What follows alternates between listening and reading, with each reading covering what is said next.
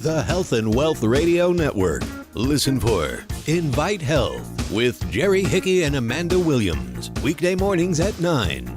WNN. Attention seniors, are you as confused about your Medicare options as I was? Do what I did. Call I Will Advisors at 954-753-8080. They answered all my questions over the phone, and when I was ready to make changes, since I can't drive, Debbie came to my house, which was so convenient. Debbie took care of everything for me. I was able to keep all my doctors and my same pharmacy down the street. Call Debbie at I Will Advisors, 954-753-8080. 954-753-8080.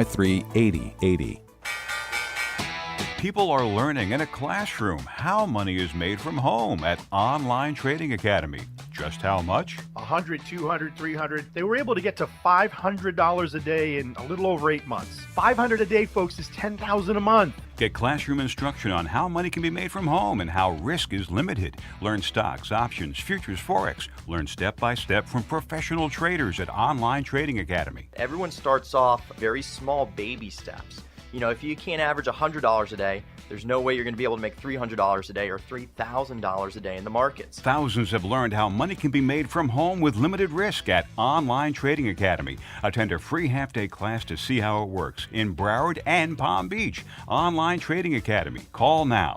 561-674-9800.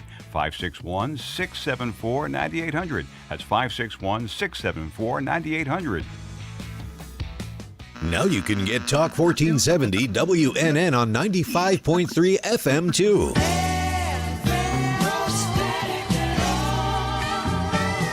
Loud and clear. Health and Wealth Radio, WNN. The opinions expressed on the following sponsored program are strictly those of the host, guests, and callers, and not necessarily those of this station, its staff, management, or sponsors. Are you a family caregiver? Are you caregiving for someone who can no longer take care of themselves? Are you overwhelmed?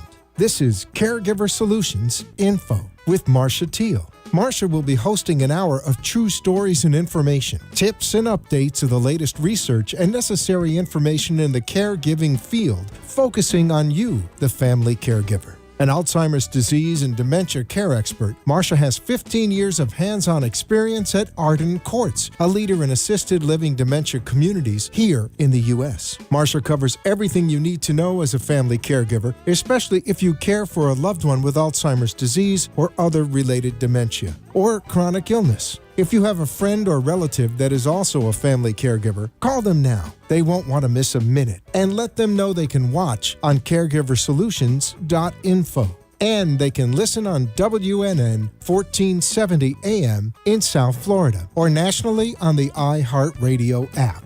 Now, sit back, relax, and learn from our host, Marcia Teal, as she brings information to you that may just be the caregiving solution you need. Hi, everyone, and welcome to Caregiver Solutions Info. My name is Marcia Teal, and I'm your host of this program that's an educational program for caregivers. If you're a family caregiver and you're caring for someone with Alzheimer's or some other related dementia or some other terminal illness, then this show is for you. It was created to give caregivers advice, tips, support, and information to help make their caregiving journey a little bit better.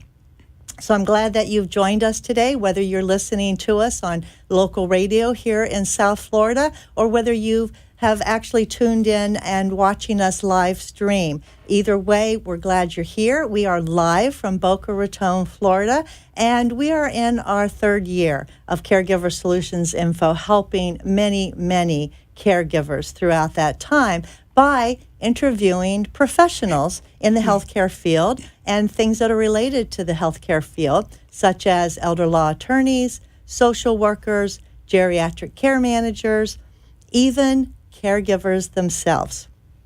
I always say there's no better way to learn about something except from people who are actually doing it and have walked in your shoes. So we have sometimes actual caregivers here telling their story too. So however you've joined us, I'm glad that you're here. Today's topic is going to be something that not a lot of people talk about or want to talk about for that matter. It involves death and dying, but it doesn't have to be a morbid topic. We're going to be talking about hospice today and all things related to hospice. Maybe you've been through that experience with someone. Maybe you haven't, but you might. And so because of that, we're going to dispel a lot of the myths that are associated around hospice and give you lots of information that you will be able to take and give to other people and keep for yourself. That's going to bring you a lot of information that perhaps you didn't know and that perhaps you might be actually surprised about. So I'm very happy today to have with us someone who is an expert in the hospice field. She is a nurse, so she obviously has a heart for what she does. And I'd like to introduce you today to my friend, Gail Stevens. Hi, Gail. Hi, Marcia. Thank you for having me. I'm so glad that you're here. Now, Gail is with VITAS. VITAS is a national hospice, and Gail is actually serving right now as the volunteer services manager of the Palm Beach County VITAS. And so that's a big job. It's a big title, too.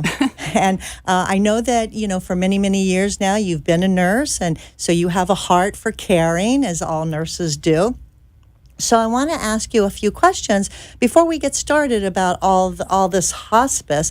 Tell me, why did you get involved in a business that has to do with death and dying? And it's kind of something that people don't like to talk about.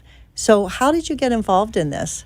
Well, I actually started 19 years ago. My mother was a patient on VITAS Healthcare in Broward County, and it was my first hospice experience, and it was a positive experience for me and my daughter, who was 8 years old at the time. And hospice came in and they wrapped their arms around my mother and me and my daughter and walked us through that journey of her last chapter of her life. And then I just felt that this was an amazing experience to offer to other people. And that's when I got involved. I've been with VITAS now 14 years. So it touched your heart. Absolutely. And you had an experience through hospice that made, I guess, the experience of your passing of your loved one a little bit easier. When you go through that journey, you really want to give back. And there's nothing more rewarding than working with patients and their families at the end of life. Okay, well, I totally agree with that. I'm in the same place because my mother passed away almost a year ago, and she was actually under the care of VITAS Hospice. So tell me, first of all, let's talk about hospice in general, because when people hear the word hospice, I talk to a lot of caregivers, and they think that hospice is something just for somebody who's on their deathbed, who maybe has a week left to live. No. And that's not the case, is it? No. So dispel that myth for us and tell us really what is hospice. I'll just share a quick story. I'm a volunteer also, and one of my patients this month, I've been visiting her for 3 years. Wait, she's been on hospice for 3 years? 3 years, How yes. is that possible? Well, there's a certification period, and after 90 days, if the physician feels they still meet hospice criteria, then they are recertified for another 90 days, and then eventually it's every 60 days. And as long as the patient still meets our hospice criteria, that they are allowed to stay on our program and receive all the services that are covered 100% by Medicare and Medicaid. So I bet that's probably surprising to a lot of people to hear that. Yes, people are shocked to hear that. So. Because, again, that's the myth that you have to be almost out the door to heaven before you can get any services. Marcia, studies have shown that patients actually live longer on hospice programs. And why do you think that is? Well, personally, I feel, first of all, I think we're addressing the pain and symptoms. And additionally, I think the emotional and the spiritual and the psychosocial support that they receive from our licensed clinical social worker, our nurses, our hospice doctor, our chaplains, and the TLC they receive from the volunteers. That's, I think, adds to their longevity. Sure. I mean, they're getting a lot of attention, both medical and even emotional, like you mentioned. And I think sometimes that it gives somebody the will to go, to go longer and to live longer, because people care, and I think you're showing that people care, and it doesn't have to be something where people are alone and suffering, through this dying process by themselves.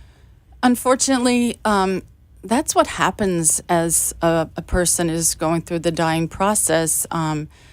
They may have lots of friends and family, but as their disease progresses, they don't see their friends. I say the phone stops ringing and the doorbell stops dinging.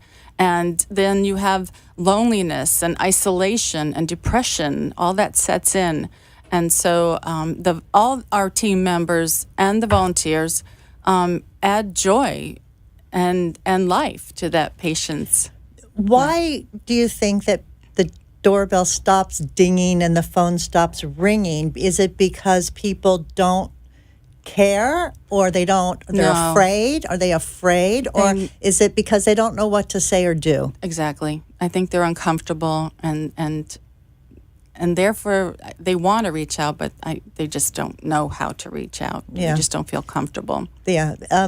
A lot of people haven't really experienced. I mean, I have friends that never went to a funeral until it was one of her parents.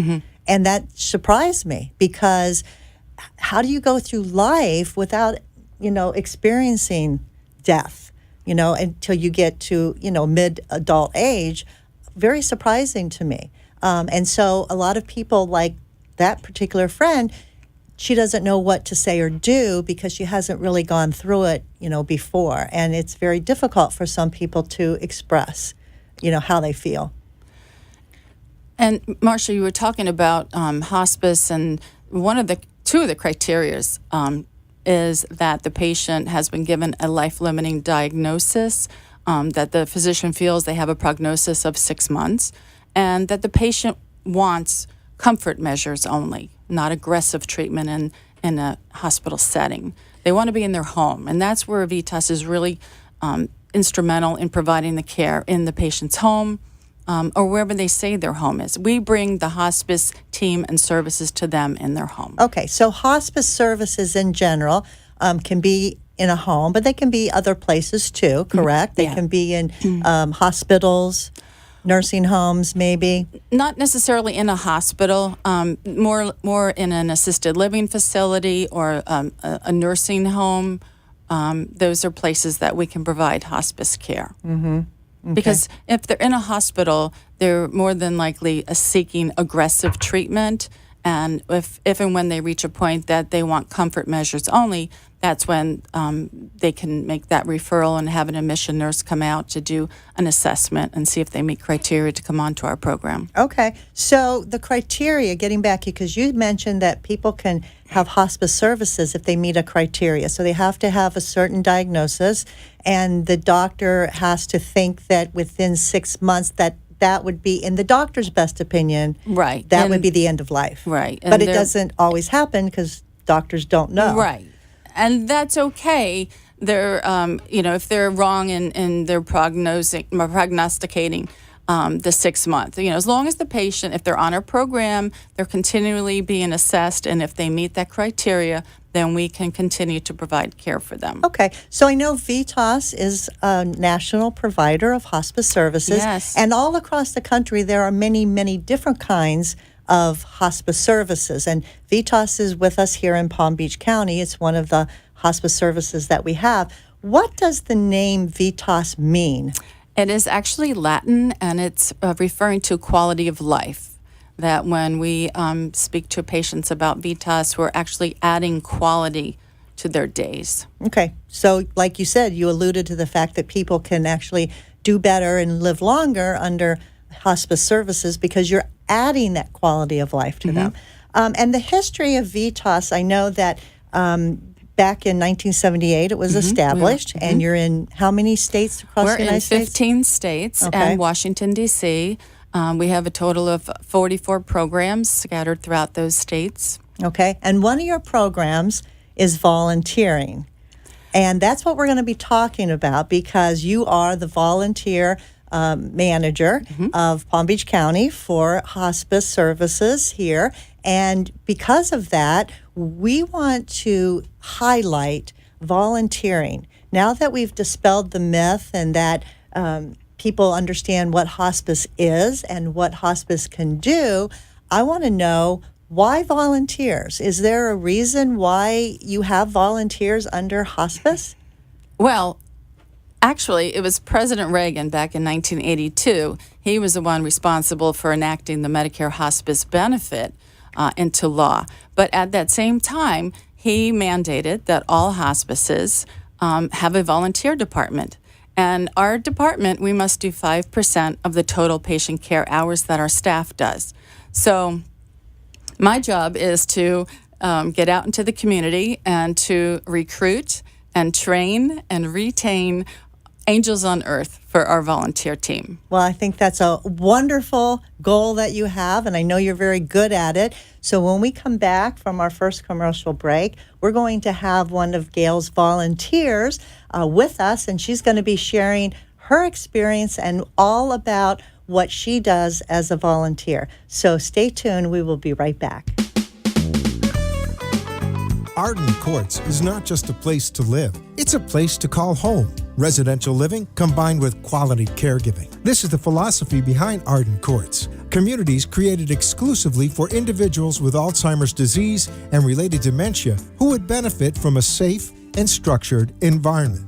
For additional information about any of the unique services Arden Courts provides, call 888-478-2410 to locate a community nearest you. Inquire about our educational seminars, resource library, or support groups, or simply feel free to ask questions you may have about Alzheimer's and related dementias. At Arden Courts, we know, we understand, and we can help because memory care is all we do. Remember, call 888-478-2410 for additional information about any of the unique services Arden Courts provides.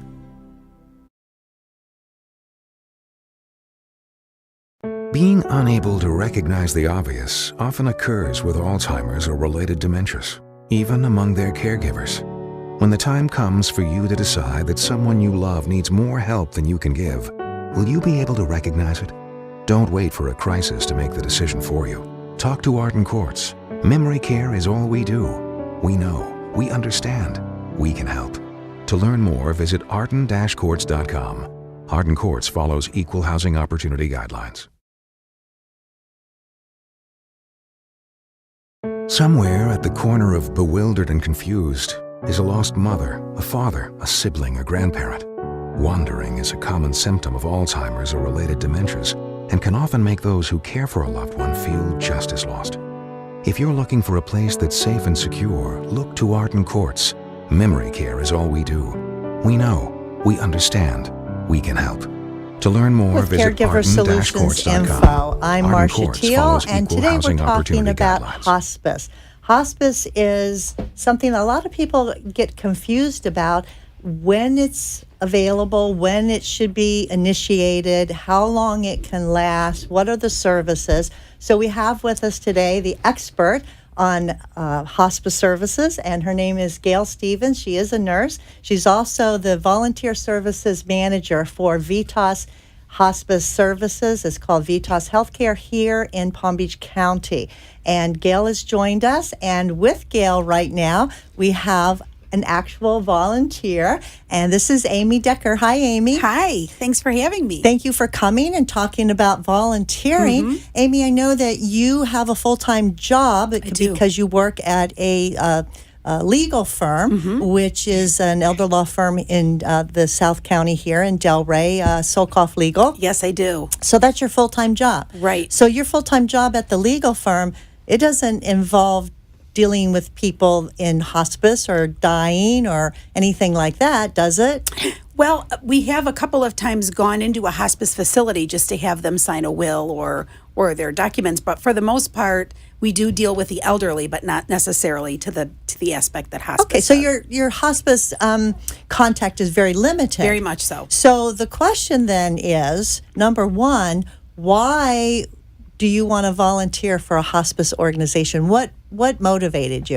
Well, this has been a 7-year project for me. My mother-in-law passed away February 7 years ago, and she was in a hospice facility in Medina, Ohio, and they were wonderful. They were wonderful. They were compassionate. They just took such good care of us and such good care of her. But what made me sad is I noticed that although she had attention, there were many other patients that didn't get attention, that didn't get any visits.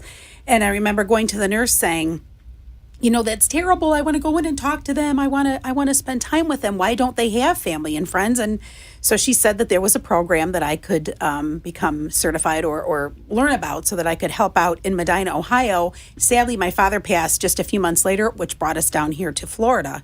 So that was about 7 years ago. And it just has always been something I've wanted to do. And I've known Gail for a while, and I've gone to a couple of programs at her facility, and I just thought, this is it. I'm ready. You're ready. I'm ready to do it. Ready to do it. And so were you a little bit nervous about going into a new program, talking to people that are actually under hospice care? Because obviously they're not well being under hospice care. Did it make you feel a little bit intimidated? It didn't. I think compassion and empathy is something that you can't teach somebody. You have to have that in you. And I think working in an elder law firm environment, you have to have compassion and empathy. So knowing that I'm going to deal with somebody that's just getting that closer to the end of life, there was more of a yearning that I really wanted to get to know them better. I wanted to learn from them. I wanted to make a difference in their day. So for me, I looked forward to it. Oh, that's wonderful. I think volunteering is a great way to give back. Yes. And there are lots of opportunities for people to volunteer,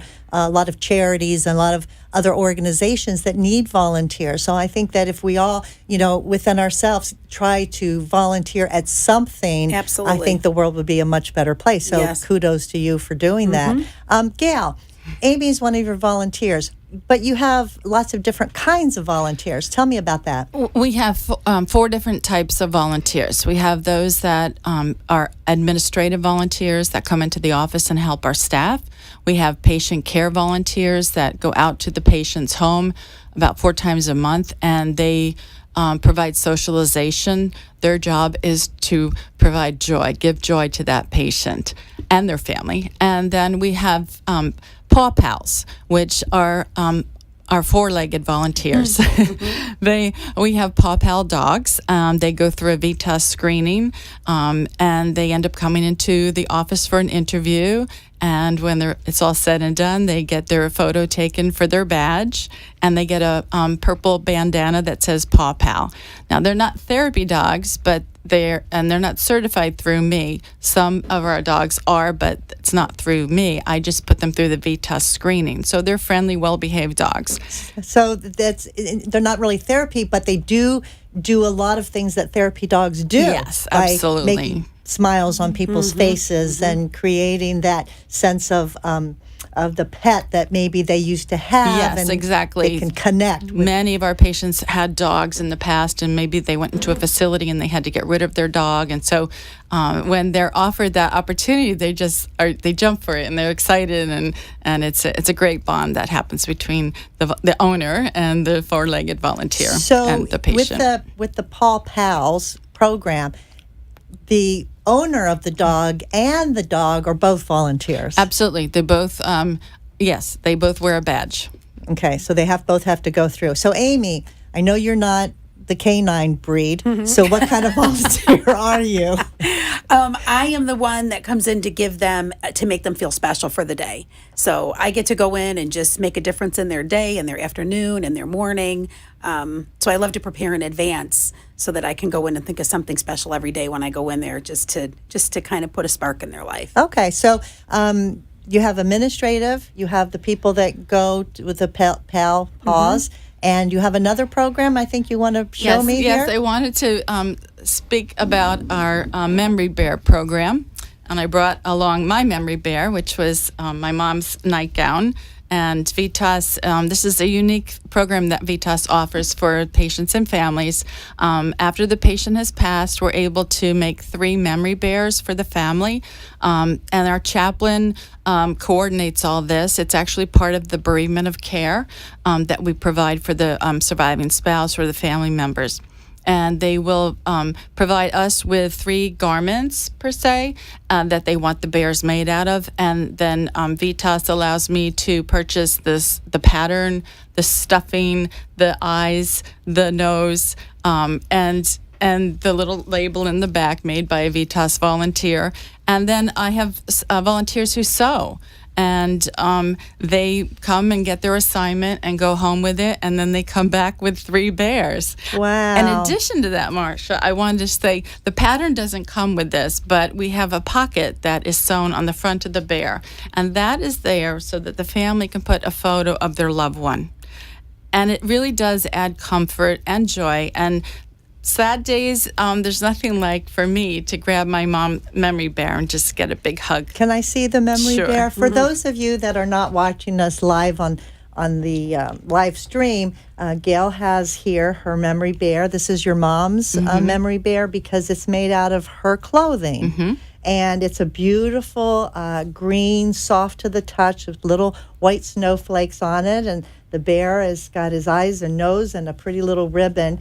And this is something that you can hold on to. It's nice and squishy. Yeah. And how special is that for families to have this as a memento when they've lost a loved one and knowing, gee, that was mom's, that was mom's sweater or mom's Bathrobe nightgown or bathrobe or whatever it helps might them be. go through that grief process. It really does. So you're in charge of that program too. Yes. And I'm looking for sewers. If there's any sewers out there in the listening world, please give me a call. So there's lots of ways people can volunteer. I mean, sure. there are lots of opportunities here. I'll give you. Thank you. Do you just call him your buddy bear, or does he have a name, or my memory bear? Your memory bear. Okay, very, very cute. So there's lots of ways that people can get involved, lots of opportunities. But sometimes people are hesitant, I would say, to get involved in volunteering because they have heard maybe from other people it's too hard, it takes too much time, I don't have time for that. And I want to address some of those issues because I know from volunteering myself that every organization is so grateful for whatever time that you can give. I don't think they're going to, try to take advantage of you and dictate how many hours that you must be there. So let me ask this question, Gail. How difficult is it for someone to become a volunteer? Do they have to spend a lot of time, a lot of hours? We ask, are you able to give us 2 hours a week for the next 6 months? And don't forget, we have a lot of snowbirds that, go up north for during the summer. But I say be careful what you tell me because we may have a Vitas in the neighborhood where you're going, and we could easily transfer their volunteer file electronically to the Vitas up wherever they're going for the summer. That's a great idea. Yeah, so and it's seamless because the training is the same, the paperwork is the same, and it's just they can hit the ground running when they get to their new location. Okay, so it is as little as 2 hours a week. Right. And that's not a lot of time, to give back. And I think that's great. Of course, the more hours that you want to volunteer, I'm sure they would accept that too. Absolutely. And we have an annual appreciation lunch for the volunteers, and many of the awards are based on the number of hours that they have volunteered. So for the most patient care volunteer hours, it's like the Academy Awards. We reveal who the winners are. Yeah. Well, that's awesome. So all your volunteers go through a specific training, and you're the trainer for them. First of all, before I find out what the specifics are that you train them on, I want to ask you, Amy, as a volunteer, having gone through the training, what was your experience like? Oh, I think it was wonderful.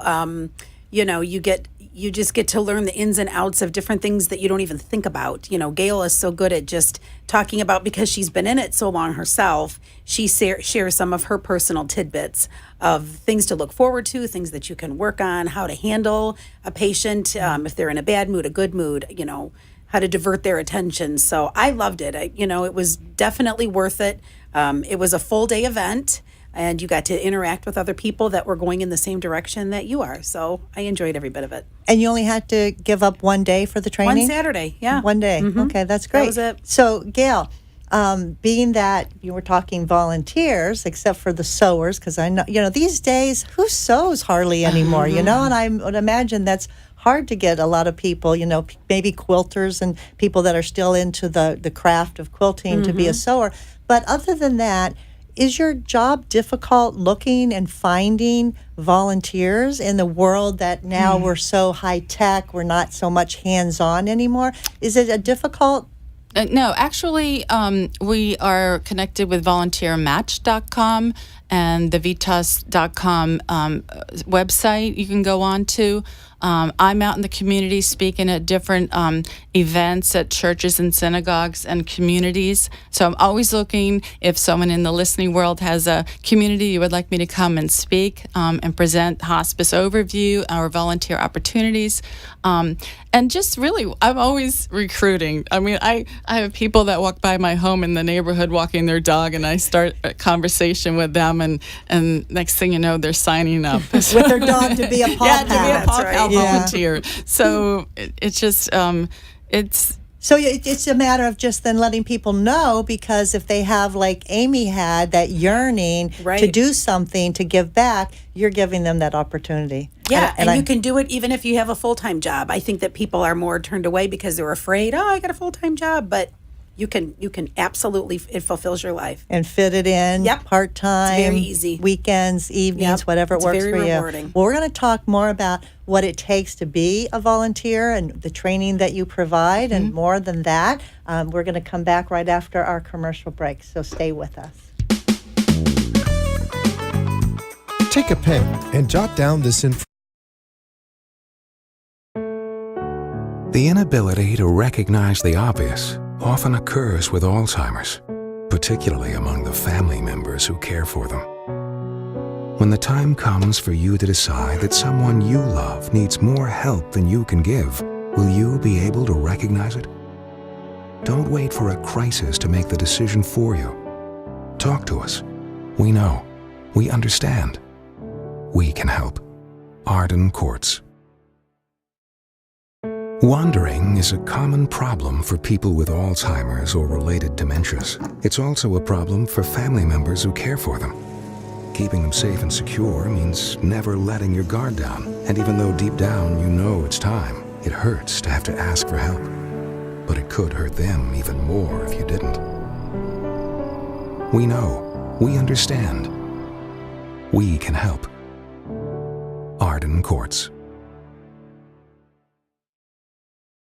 Feelings of depression, isolation, and frustration are common among persons living with Alzheimer's or related dementias. It's common among those who care for them, too. It takes a lot of patience and courage. It also takes knowing when you can no longer do it alone. At Arden Courts, memory care is all we do. Talk to us. We know. We understand. We can help. Don't let guilt keep you from making the right decision. Visit arden-courts.com. Arden Courts follows equal housing opportunity guidelines.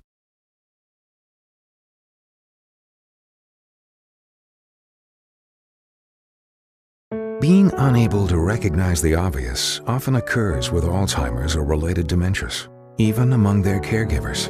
When the time comes for you to decide that someone you love needs more help than you can give, will you be able to recognize it? Don't wait for a crisis to make the decision for you. Talk to Arden Courts. Memory care is all we do. We know. We understand. Show at 888-565-1470 and talk with Marcia. Now, back to Caregiver Solutions. And we're back, and I'd like to take this opportunity to thank our national sponsor, Arden Courts Memory Care Community. They are over 50 different places throughout the United States with wonderful assisted living for your loved one who is suffering from Alzheimer's or another related dementia. Arden Courts is memory care. Matter of fact, that's all they do. So they would like to not only help your loved one, but help you too.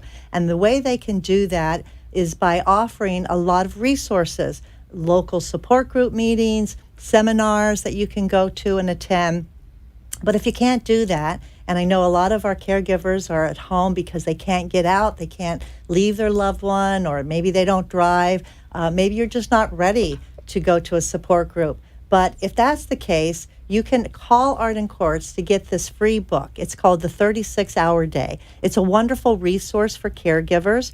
And this book was written by Dr. Peter Rabins and Nancy Mace, and it is in its 5th edition. And this is a wonderful resource for caregivers to have that covers all things caregiving and all things dementia. I would recommend, if you haven't read this book, that you do so.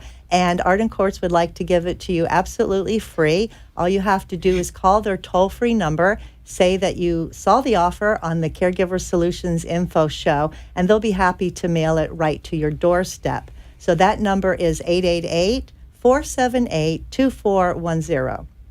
Again, 888-478-2410. Call Arden Courts and get your free copy of the 36-Hour Day book. So my guest today is Gail Stevens, and she is the volunteer service manager for hospice, and this particular hospice is Vitas Healthcare here in Palm Beach County. And with us is one of her volunteers, Amy Decker.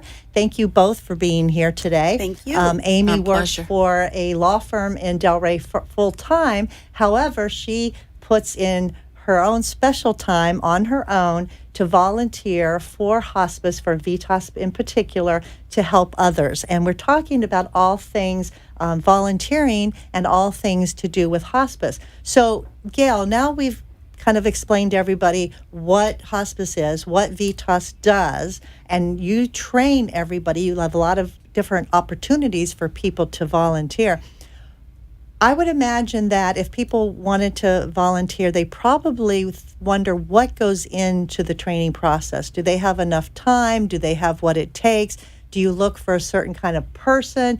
And more importantly, these volunteers are going to have direct contact with patients, and they're going to be sometimes in patients' homes.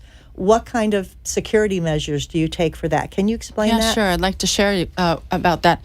Our administrative volunteers, they will only be coming for a half-a-day training. Our patient care volunteers come for a full day. It all starts with a phone interview, which may take 15, 20 minutes. We go through some questions to make sure it's a good fit for them and for us. And then they are invited to reserve a seat at our training. It is an all-day training. It starts at 8:30 in the morning and finishes about 4:30 in the afternoon. They will come to the training office, bring their driver's license and their auto insurance. We'll make a copy of that. Prior to coming, we're going to mail them the application, and then they'll complete some of it, and the rest of it will be completed at the training. So once they're there, we invite them to have a light breakfast. We take their photo for their badge. And then we do a meet and greet the other students, get to know them. And then we start in with the lecture series. We talk about hospice overview, pain and symptom management, customer service. There are 4 tests that we do together, so everybody Has to take a test? Yes. We're federally regulated, so we do have standards that our employees and volunteers have to meet this federal regulation. So it's OSHA, HIPAA, safety, and compliance. And like I said, we do it together, so everybody passes. I only have A students in the class. And then once we've completed that, everybody's hungry, so we stop and I feed them a light lunch. And then we resume our series with a chaplain coming in to speak to them about bereavement care. And we are the only hospice in this county that is accredited by the National Institute of Jewish Hospices. And so we have our chaplain speak to the audience about the beliefs and caring for the Jewish patient at end of life. Once that's completed, then I spend a lot of time teaching the volunteers about the role of the volunteer, the do's and the don'ts, different scenarios that might arise, how best to handle them. We do a short note after each visit, so I teach them how to do their documentation, and that's very important because it's a legal piece of paper that's going to be in the legal chart, so I teach them all the specifics about that, and then classes has finished. But now they have to get tuberculosis skin tested, and VITAS pays for all of this. Okay. We actually require 2 negative tuberculosis skin tests in their file initially, and then we do that annually afterwards. Every year we do that along with their evaluation. But once they've completed their tuberculosis skin test, they are fingerprinted and background checked. So you do thorough backgrounds? Yes, we do. We do the level 2 ACA with photo, and VITAS pays for that. And that fingerprint is good for 5 years. Well, that's good to know, because people are allowing strangers pretty much coming into their home, and you want to be sure that they're vetted and that it's a safe, and that who they are, and that's good that you do that for them. Right. And once all those reports come in and everything is good, then we activate them. They get their badge, and then we talk about assigning a patient to them. And I'll go with them as a ride-along on their first visit if they would like me to. I'm happy to join them. Sort of like a little bit of role play? Yeah. Yeah. It's good to do role play. Yeah. Now, Amy, as a volunteer, you decided that you were going to have a special niche, I think, because it's something that's near and dear to your heart. Tell me about your special niche that you volunteer at. Well, the specialty that I have is my patient. She's in a memory unit, so at an assisted living. At an assisted living. So that gave me a little bit of a challenge, because I want to come in and I want to make her day and I want to make her happy, but I have to almost reintroduce myself to her every time I go in there, because she doesn't remember. She doesn't remember. So I found with her, she has a love of music, and there's a song that's called "Once in Love with Amy." So I learned the song, and I would come in and I would say, "Hi, do you remember me?" And she'd look very, puzzled, and I would just start singing "Once in Love with," and the minute I'd stop, she'd light up and say, "Amy," and she would get so excited that she remembered, and she would say, I remembered. I remember you now, Amy. I remember you now. And it opened up a whole nother part of her brain that now she remembers me. I'm somebody that she likes. And then I had to try different things, because sometimes she wasn't in the mood to sing, although she loves to sing. So then I learned, because she came from Germany, I started Googling German phrases. So I would come in and I would do, "Ich liebe dich." And she'd correct me and say I didn't say it right. And then she'd be so excited, because now it opened up this whole other German language. And she would talk to me for 10 minutes in German, in her German accent. And then I'd have to reel back into English again. But she loves it, and I love doing it with her. It's a lot of fun. So your job, so to speak, your volunteer job, is not to really take her blood pressure and see that, anything medical. No. It's basically as a social visit is what you're really doing. Right. And your social visit is to, like Gail said earlier, bring some joy into their life, and that's what you're doing. Yep.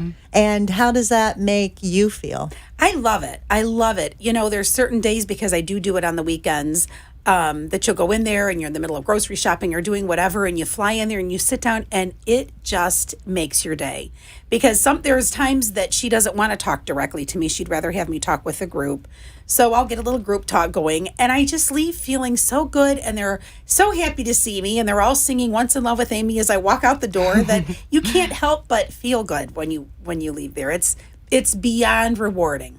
And you mentioned they. Now, your patient is the one that's on hospice. Correct. They being the other residents there. They're not necessarily on hospice, but you're sort of being a social connection to all of them. Right. Because there's times she doesn't want a one-on-one. It's too much. It might be too much pressure, and I can kind of tell she's frustrated. So she would prefer to sit in a social environment. I love it. We start playing the name game. We sing songs.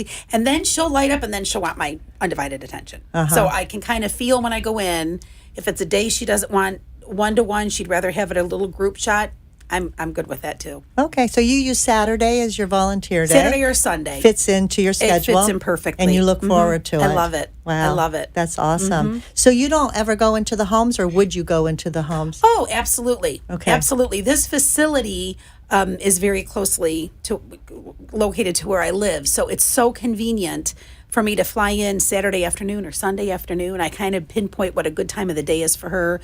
Sometimes after lunch is better. closer to dinner isn't so good. So I'm at her, it's what's ever going to work best for her that week. Okay, and then I great. kind of chart that for the following week. Okay, that's wonderful. Then you have to do a little report and Yes. give it to Gail. So Yes. Gail, what would be something that Amy would include on a report that she did a visit? Well, I read all the notes that come in before they are put on the patient's chart, and I always enjoy reading her notes. I mean, she makes me smile because I can tell what kind of mood her patient was in that day, how she responded to it, what interventions she used. Sometimes she doesn't like me. But And that's okay, right? It's totally okay. Sometimes she's in a bad mood, so am I. So it's fine. yeah, but she does a great job, and then I'll shoot her an email, just responding to, thank you so much for your note, and you made my day by reading what you did to make her happy. But we can watch too, like if we notice there's anything, which I have never, but I know one of the things that we can put on our reports, if we do notice that, something is different, if something's changed, if there's anything that we feel that they should be alerted to, I can certainly let Gail know that in advance. So it's a good way to also keep an eye on. Yeah, it's almost like you're an advocate for Absolutely. the Exactly. hospice Right. patient. You're advocating for them noticing anything that might be needed Alarming. or brought to somebody's attention. The volunteer is a part of our team. So if they do note a change, they have my number, they have the team manager number, they have the cell phone of the social worker that they can make that phone call and get the wheel turning. It's actually the social worker that identified the need for a volunteer in the first place. So they have a unique relationship, the social worker and the volunteer. They have each other's cell phone and they're able to call, and the social worker can coach them on what suggestions, what to do on their next visit or how to handle something in the future. Okay, good So to it's- know. yeah, Good to know. I have a question regarding the social worker who you just said initiates the volunteer The connection. plan of care. It's a plan of care. Can a family member, let's say the family member has someone that's on the VITAS program, but maybe they're going away for an extended period of time out of town where they can't visit their loved one, as often as they would have. Are they allowed to request a volunteer to come in and see their loved one? Sure, that's the relationship that our team has with the family. They can request a volunteer, and we'll try our best to fill that request. Sort of like someone in place. So I can't as a Exactly. daughter be there, but I can send Amy, and Amy's fun and friendly Exactly. and beautiful smile. Exactly. And as far as Amy's patient is concerned, if Amy's going away for a couple weeks, Right. she can ask for me to arrange a substitute volunteer to go on her behalf. And So your patient won't miss you so much. Right. Yeah, Right. that's awesome. Well, we're going to take our last commercial break, and we'll be right back with more information from Gail and Amy regarding volunteering on hospice, and we'll be right back. Don't go away. I'll see you in a minute. Do you need the advice of a Being unable to recognize the obvious often occurs with Alzheimer's or related dementias, even among their caregivers. When the time comes for you to decide that someone you love needs more help than you can give, will you be able to recognize it? Don't wait for a crisis to make the decision for you. Talk to Arden Courts. Memory care is all we do. We know, we understand, we can help. To learn more, visit arden-courts.com. Arden Courts follows equal housing opportunity guidelines.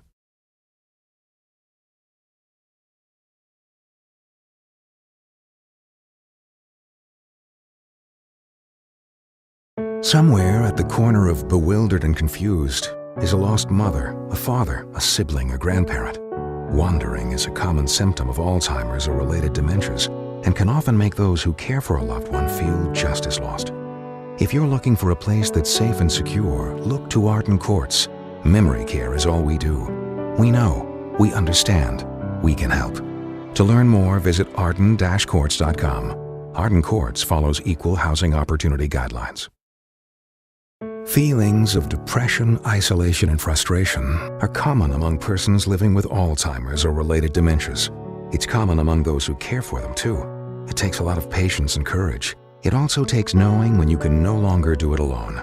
At Arden Courts, memory care is all we do. Talk to us. We know, we understand, we can help.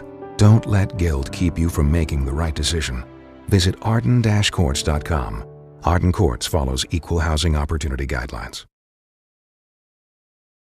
Share a story. Call into the show at 888-565-1470 and talk with Marcia. Now, back to Caregiver Solutions. And we are back to Gail Stevens and Amy Decker, and they're both here talking with us about volunteering under hospice. Gail is the Volunteer Services Manager with Vitas Healthcare, which is a hospice here in Palm Beach County, and Amy is a volunteer under Gail for those services, and Amy is a joy giver to her patients, and she volunteers an hour or so a week after her full-time job, and she says that it invigorates her and stimulates her and gives her as much joy as the joy that you get from doing it. More so, absolutely. Yeah. So, Gail, this is such a wonderful program that you all provide. We're talking about the patient now and about all the services that the patient gets under your hospice program. What about family members? How do you connect the family members, or are there services that you can provide to family members as they're going through this journey with their loved one? Marcia, many times our patients who are, at the end of life or very end-stage Alzheimer's, they need to be taken full-time care by their spouse. And so what happens is the spouse is isolation sets in and loneliness because they can't get out of the house. So they're alone. And our social worker will identify that and write up a request and reach out to me to say, can we get a volunteer to go and visit the spouse because he's alone? And we make that happen. And I actually have a volunteer who's been doing it, visiting the husband of our patient once a week. And it turns out he's a snowbird, so he goes up north in the summer. And so this is the second time we've continued it, where he makes phone call visits once a week to the husband of this patient. She keeps checking in. And he writes a note, and then he'll mail it in to me, and I read it, and it's just beautiful that, and this spouse doesn't have any friends or visitors coming. So he tells the volunteer, I'm looking forward to your phone call every week. It's beautiful. Wonderful. And you know what's even beyond that is that your volunteer and the spouse, who's the caregiver for his spouse at home that's dying, they have created a bond, a relationship that's going to go beyond when the spouse passes away. They're still going to be bonded because they've gotten close, and they could become friends, and because the other friends have gone away, then it continues to be a relationship that can actually benefit both of them. Actually, I'm thinking of one volunteer in particular that he visited. Bereavement care, federally, the regulation is for 12 months. At Vitas, we take it above and beyond. We can do up to 15 months of follow-up with that surviving spouse. And the volunteer can do that also. They get some bereavement training from me, and then they go out and they continue to visit the surviving spouse and write up a bereavement note. And this volunteer did that for a year, or a little bit longer than a year, as the surviving spouse had to adjust to that change in her life. Also, our chaplains do follow-up bereavement care with phone calls and letters and memorial services that we offer.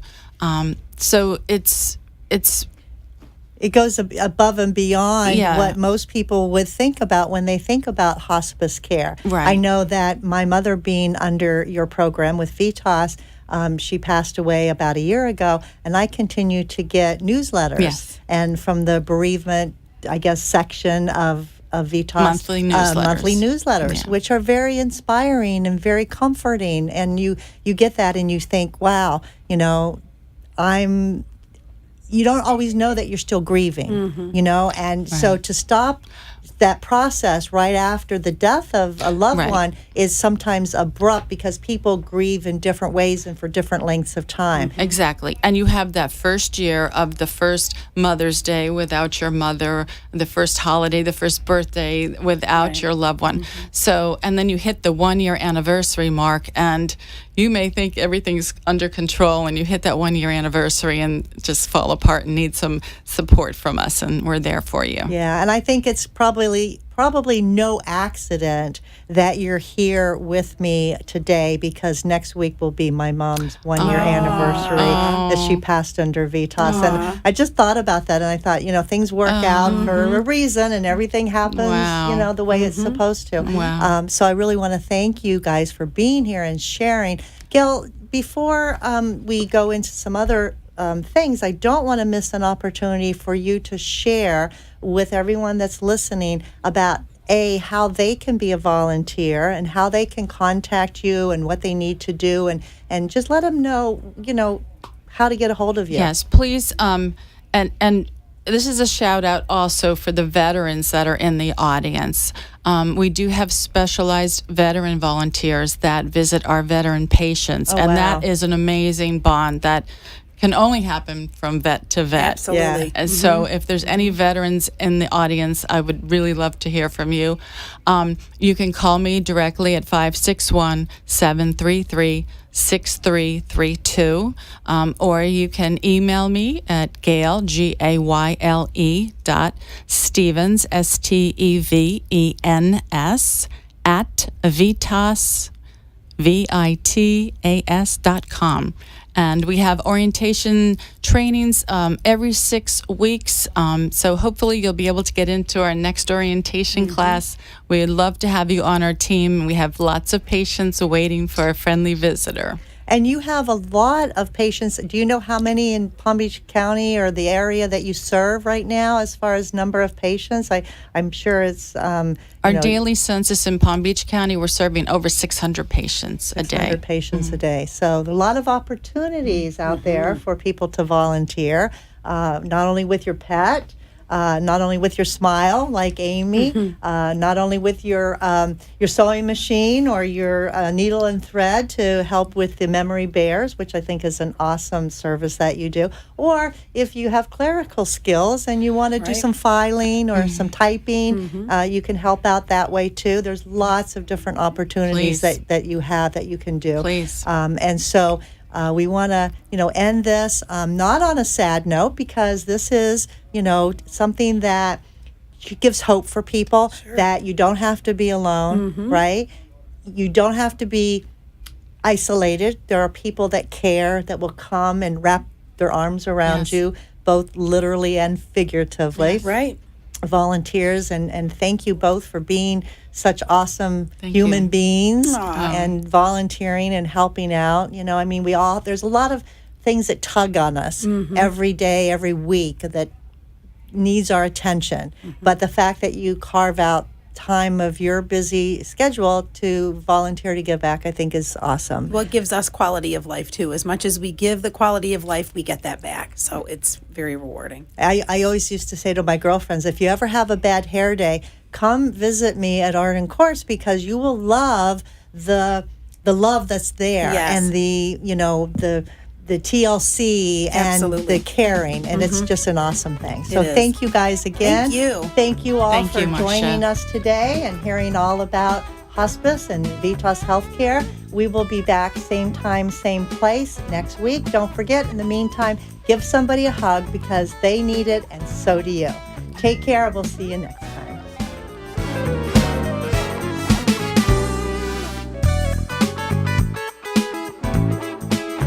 Thanks for joining us for this week's Caregiver Solutions with Marcia Teal. Join us next week as Marcia, who has 15 years of Alzheimer's disease and dementia care experience, brings you more needed information to help with the care of your loved one. This show can be seen again on CareGiverSolutions.info, and questions can be left on the site, which may be used on the program to help others. See you next week for more Caregiver Solutions. The opinions expressed on the preceding sponsored program were strictly those of its hosts, guests, and callers, and not necessarily those of this station, its staff, management, or sponsors.